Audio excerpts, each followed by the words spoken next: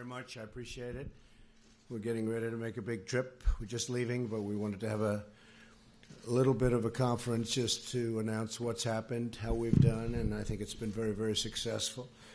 We've concluded a really tremendously successful G7 and would like to provide you with an update. And you know the gentlemen up are the legendary Larry Kudlow and the legendary John Bolton. We had a good meeting both on defense and environment and, frankly, on tariffs, which are what we're here for. First, I'd like to thank Prime Minister Trudeau for hosting this summit. It has worked out to be so wonderful. The people of Canada are wonderful, and it's a great country and a very beautiful country, I might add. We tackled a variety of issues and opportunities facing our nations. At the top of the list was the issue of trade, very important subject because the United States has been taken advantage of for decades and decades, and we can't do that anymore. We had extremely productive discussions on the need to have fair and reciprocal, meaning the same. People can't charge us 270%, and we charge them nothing. That doesn't work anymore. I made a lot of statements having to do with clarity. We want and expect other nations to provide fair market access to American exports, and that we will take whatever steps are necessary to protect American industry and workers from unfair foreign trading practices, of which really there are many, but we're getting them straightened out, slowly but surely. We also discussed the issue of uncontrolled migration and the threat that it poses to both national security and other groups and countries and our citizens and quality of life. We're committed to addressing the migration challenge by helping migrants to remain and prosper in their own home countries. A wide array of national security threats were addressed, including the threat of Iran. The G7 nations remain committed to controlling Iran's nuclear ambitions. With or without them, those ambitions are going to be controlled, along with efforts to combat terrorism and extremism and those who spread this deadly ideology. The nations of the G7 are bound together by shared values and beliefs. That came out loud and clear. Each of our nations is totally unique with our own people and our own sovereign obligations, but we can coordinate together and achieve a common good, a good for all of our people, all of our nations. We're linked in the great effort to create a more just, peaceful, and prosperous world. And from the standpoint of trade and jobs and being fair to companies, we are really, I think, committed. I think they are starting to be committed to a much more fair trade situation for the United States because it has been treated very, very unfairly. And I don't blame other leaders for that. I blame our past leaders. There was no reason that this should have happened. Last year, they lost 800, we as a nation, over the years, but the latest number is $817 billion on trade. That's ridiculous, and it's unacceptable, and everybody was told that.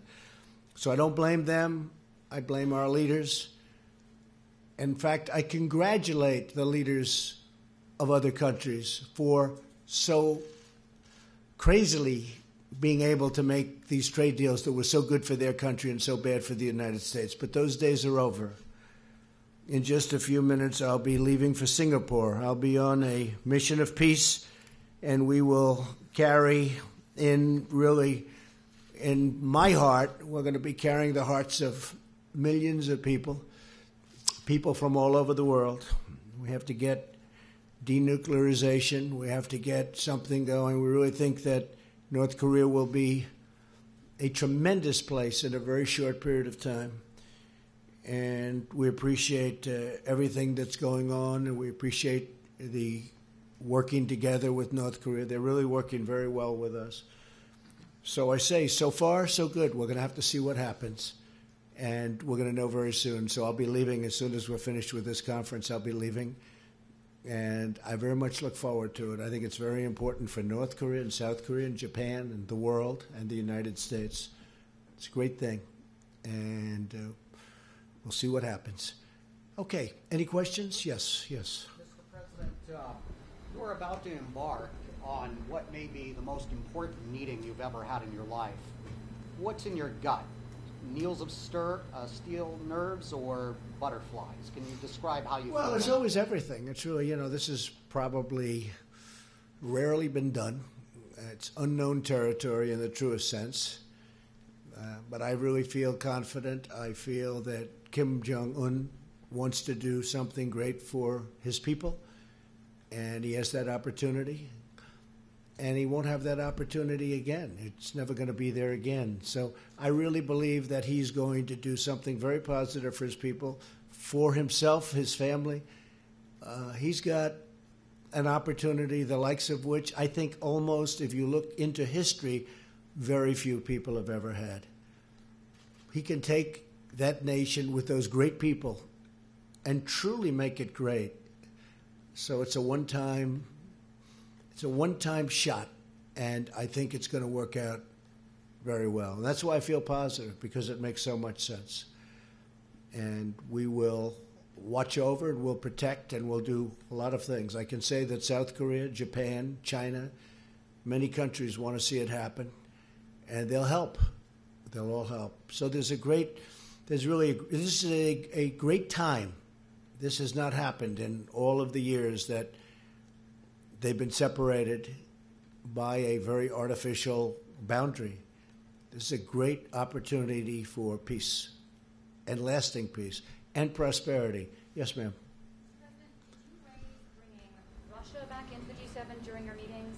And when have you last spoken to Vladimir Putin? Do you expect to meet him in Vienna this summer? Yeah, I have not spoken to Vladimir Putin in quite a while. It has been discussed. We didn't do votes or anything, but it has been discussed. Some people like the idea of bringing Russia back in. This used to be the G8, not the G7. And something happened a while ago where Russia is no longer in. I think it would be an asset to have Russia back in. I think it would be good for the world. I think it would be good for Russia. I think it would be good for the United States. I think it would be good for all of the countries of the current G7. I think the G8 would be better. I think having Russia back in would be a positive thing. We're looking for peace in the world. We're not looking to play games. Okay, question? Yes. Mr. President, excuse me. You said that this was a positive meeting, but from the outside it seemed quite contentious. Did you get any indication from your interlocutors that they were going to make any concessions to you? And I believe that you raised the idea of a tariff-free G7. Is that I did. Oh, I did. That's the way it should be. No tariffs, no barriers. That's the way it should be. And no subsidies. I even said no tariffs. In other words, let's say Canada, where we have tremendous tariffs. The United States pays tremendous tariffs on dairy, as an example, 270%. Nobody knows that.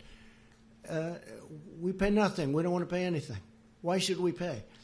We have to, ultimately, that's what you want. You want a tariff-free, you want no barriers, and you want no subsidies, because you have some cases where countries are subsidizing industries, and that's not fair. So you go tariff-free, you go barrier-free, you go subsidy-free.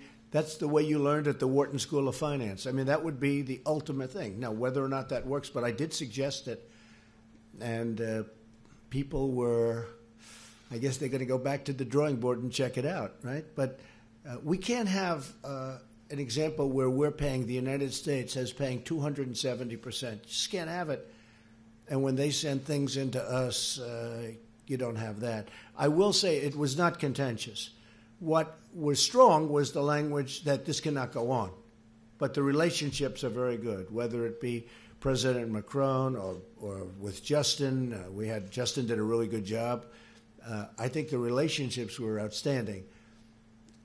But because of the fact that the United States leaders of the past didn't do a good job on trade, and again, I'm not blaming countries, I'm blaming our people that represented our past.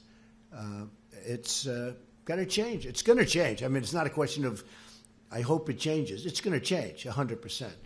And tariffs are going to come way down because people cannot continue to do that. We're like the piggy bank that everybody's robbing, and that ends. In fact, Larry Kudlow is a great expert on this, and he's a total free trader. But even Larry has seen the ravages of what they've done with their tariffs. Would you like to say something on it, Larry, very quickly? Might be interesting. Well, one interesting point in terms of the G7 group meeting, I don't know if they were surprised with President Trump's free trade proclamation, but they certainly listened to it, and we had lengthy discussions about that.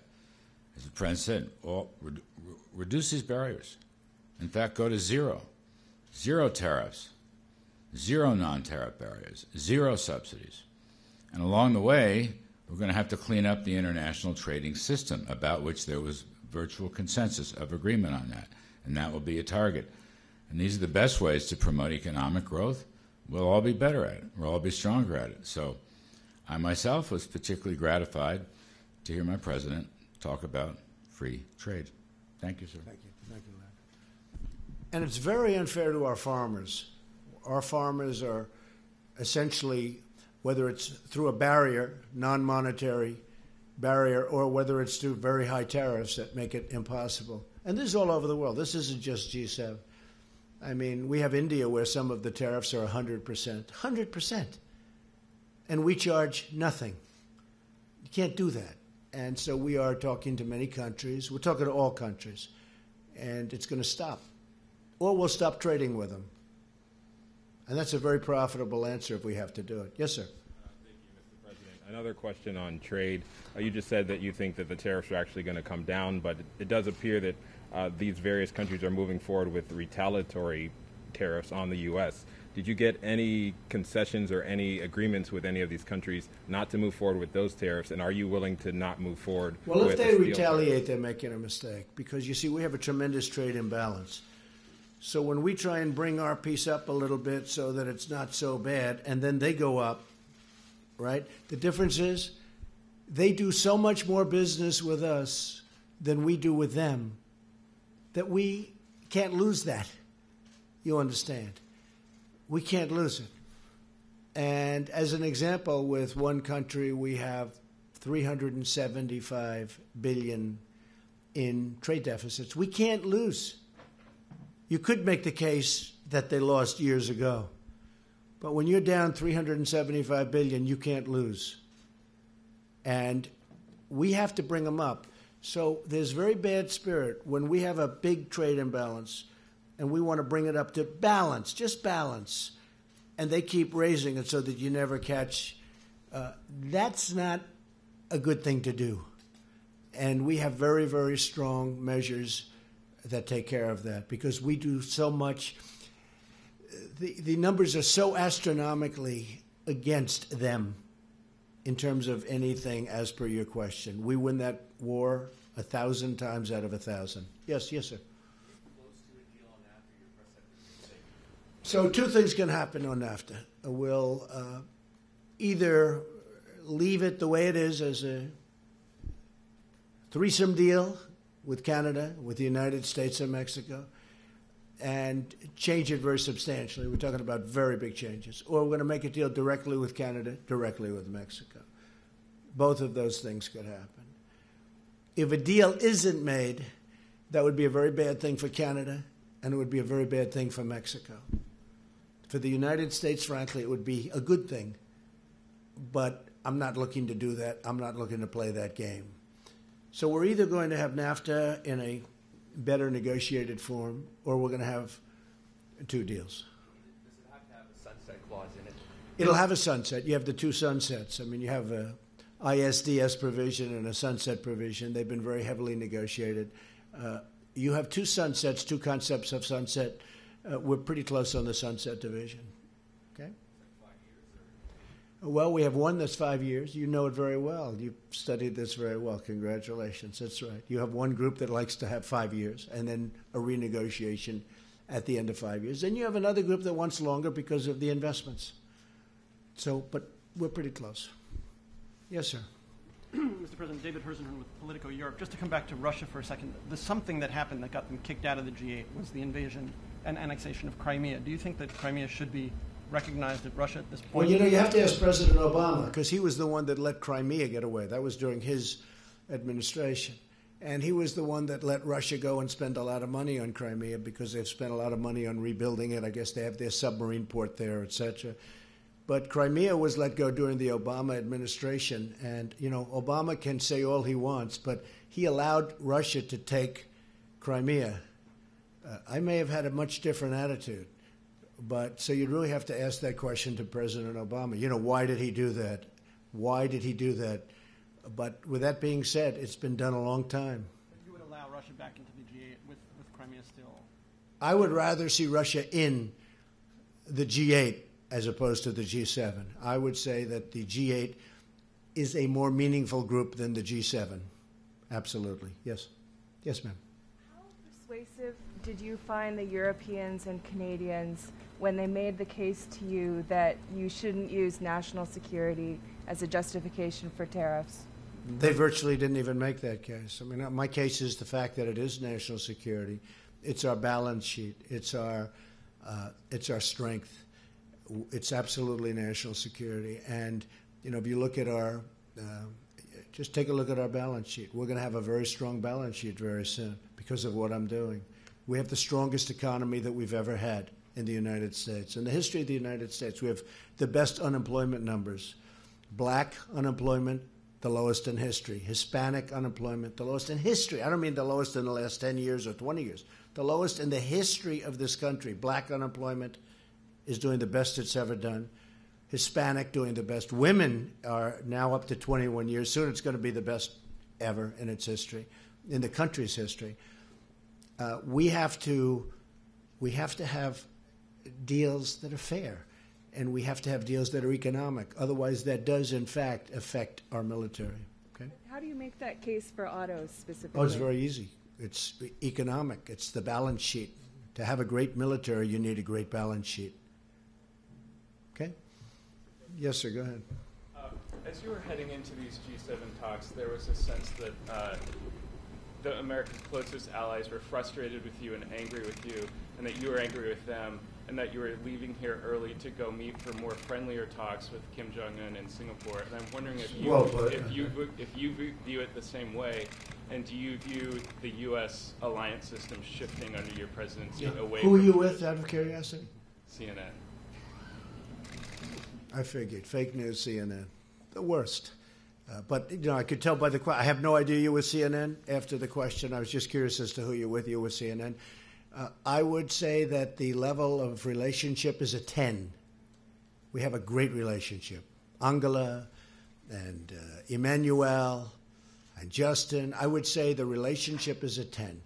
And I don't blame them. I blame, as I said, our past leaders for allowing this to happen. There was no reason this should happen. There's no reason that we should have big trade deficits with virtually every country in the world. I'm going long beyond the G7. There's no reason for this. It's the fault of the people that preceded me. And I'm not just saying President Obama. I'm going back a long way. You can go back 50 years, frankly. It just got worse and worse and worse.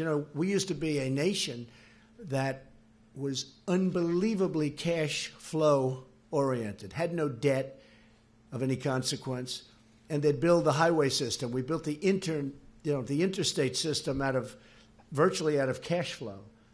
And it was a lot different. No, we have a very good relationship, and I don't blame these people, but I will blame them if they don't act smart and do what they have to do, because they have no choice. I'll be honest with you, they have no choice. They're either going to make the trades fair, because our farmers have been hurt. You look at our farmers, for 15 years, the graph is going just like this, down. Our farmers have been hurt. Our workers have been hurt. Our companies have moved out and moved to Mexico and other countries, including Canada. Now, we are going to fix that situation. And if it's not fixed, we're not going to deal with these countries. But the relationship that I've had is great. So you can tell that to your fake friends at CNN. The relationship that I've had with the people, the leaders of these countries has been, I would really rate it on a scale of 0 to 10. I would rate it a 10. That doesn't mean I agree with what they're doing, and they know very well that I don't. So we're negotiating very hard tariffs and barriers. As an example, the European Union is brutal to the United States. They don't take, and they understand that. They know it. When I'm telling them, they're smiling at me. You know, it's like the gig is up. It's like the gig is up. They're not trying to, there's nothing they can say. They can't believe they got away with it. Canada can't believe it got away with it. Mexico. We have a $100 billion trade deficit with Mexico, and that doesn't include all the drugs that are pouring in because we have no wall. But we are. We started building the wall, as you know, $1.6 billion, and we're going to keep that going. But a lot of these countries actually smile at me when I'm talking, and the smile is, we couldn't believe we got away with it. That's the smile. So it's going to change. It's going to change. They have no choice. If it's not going to change, we're not going to trade with them. Okay, how about a couple of more? Go ahead in the back. Thanks, Mr. President. Eliana Johnson with Politico. Yes, hi. Going into these talks with Kim Jong-un, do you have a clear objective of what you want to get out of them? I have a clear objective, but I have to say, Eliana, that it's going to be something that will always be spur of the moment. You don't know. You know, this has not been done before at this level. This is a leader who really is an unknown personality. People don't know much about him. I think that he's going to surprise on the upside, very much on the upside. We'll see. But never been done, never been tested. Many people, the world leaders, I'm talking about world leaders that have been right next to him, have never met him. So we're going in with a very positive spirit, I think, very well prepared. I think, and by the way, we have worked very well with their people. They have many people right now in Shanghai. Our people have been in Singapore. Our people have been working very, very well with the representatives of North Korea. So we're going in with a very positive attitude, and I think we're going to come out fine. But I've said it many times. Who knows? Who knows? May not work out. It's a good chance it won't work out. There's probably an even better chance that it will take a period of time. It'll be a process. Is there a particular outcome that you would look for from this initial talk to judge whether you think things are going well? Well, I think the minimum would be relationship. You'd start at least a dialogue. Because, you know, as a deal person, I've done very well with deals. What you want to do is start that. Now, I'd like to accomplish more than that. But at a minimum, I do believe at least we'll have met each other. We will have seen each other. Hopefully, we will have liked each other, and we'll start that process. So I would say that would be the minimal. And the maximum, I think you know the answer to that. But I think that will take a little bit of time. Okay? Yeah. How long do you think it'll take you to figure out whether he's serious about giving Good up question. How long will it take? I think within the first minute, I'll know. Just my touch, my feel. That's what I do. How long will it take to figure out whether or not they're serious? I said maybe in the first minute. You know, the way they say that you know if you're going to like somebody in the first 5 seconds. You ever hear that one? Well, I think that very quickly I'll know whether or not something good is going to happen. I also think I'll know whether or not it will happen fast. May not. But I think I'll know pretty quickly whether or not, in my opinion, something positive will happen. And if I think it won't happen, I'm not going to waste my time. I don't want to waste his time. Yes, ma'am. Are you concerned at all that just by giving Kim the meeting, that he's getting a win as a deal? No. That's only the fake news says that. You know, this. Look, we just got 3 hostages back. We paid nothing. They came back. They're happily ensconced in their homes with their families. They're the happiest people in the world right now. We have gotten, you know, we haven't done anything. Everyone said, you know, the haters, they say, oh, you're giving him a meeting. Give me a break, okay? There's nothing. I think if I didn't do this, it would be, and it's never been done before, you know, it's never been done before. And obviously, what has been done before hasn't worked. And this is something, I can't stress this strong enough. You know, I talked about tariffs, that previous people, and I'm not looking to criticize people that were preceding me, but on tariffs, it should have never happened. Well, the same thing on North Korea. We shouldn't be in this position. We shouldn't be in this position on tariffs where we're hundreds of billions of dollars down to other countries that, frankly, were never even negotiated with. They never even got spoken to. I asked a top person in China, how did it get so bad? He looked at me and said, nobody ever talked to us. They were missing in action, our leaders. Well, a very similar thing, if you think about it, took place with North Korea. This should not be done now. This should have been done 5 years ago and 10 years ago and 25 years ago. It shouldn't be done now. Have you spoken to Kim at all in the run-up to the I meeting? can't comment on that. Sir, you've got a plane to catch. Okay, one more question. On North Korea, will you raise the issue of the gulags with Kim Jong-un and We're going to the raise Japanese- every issue. Every issue is going to be raised. Sitting here in Canada, you've attacked the U.S. press back home, but you've also done it now on foreign soil. I guess I'd like to ask you why you do that. And do you think Because the U.S. press is very dishonest, much of it, not all of it. Oh, I have some folks in your profession that are with the U.S., in the U.S., citizens, proud citizens, they're reporters. These are some of the most outstanding people I know. But there are many people in the press that are unbelievably dishonest. They don't cover stories the way they're supposed to be. They don't even report them in many cases if they're positive. So there's tremendous, I came up with the term, fake news. It's a lot of fake news. But at the same time, I have great respect for many of the people in the press. Thank you all very much. I appreciate it. Thank you. Thank you.